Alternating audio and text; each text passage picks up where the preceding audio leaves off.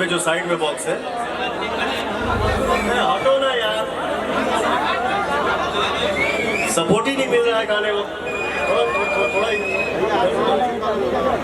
थोड़ा साइड से देता, नहीं सुनाई दे रहा है। मिलादा खाक में जिंदगी जीवन मशहूर हो जाई,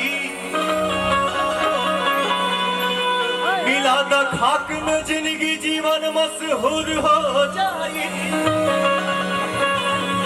करी जग याद कुर्बानी जमाना लोर ठरकाई।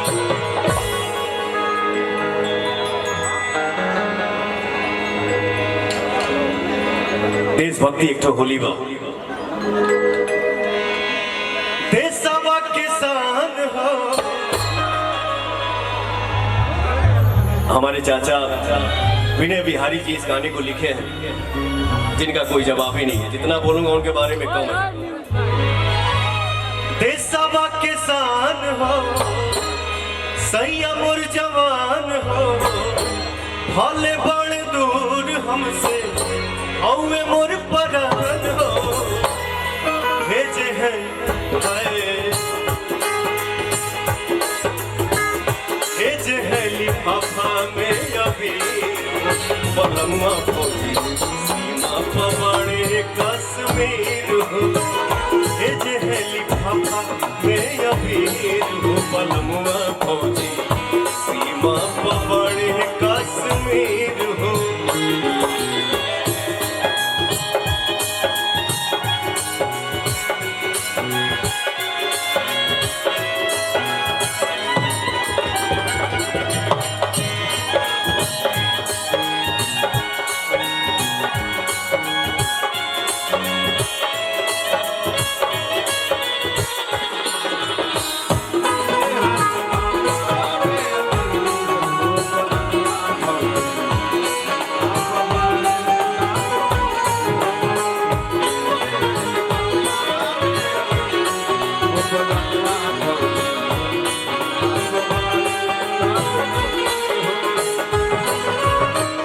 छुट्टी नहीं मिलल असो नहीं बमला, पुलिस से बढ़ के बाटे इसके सवाल हो।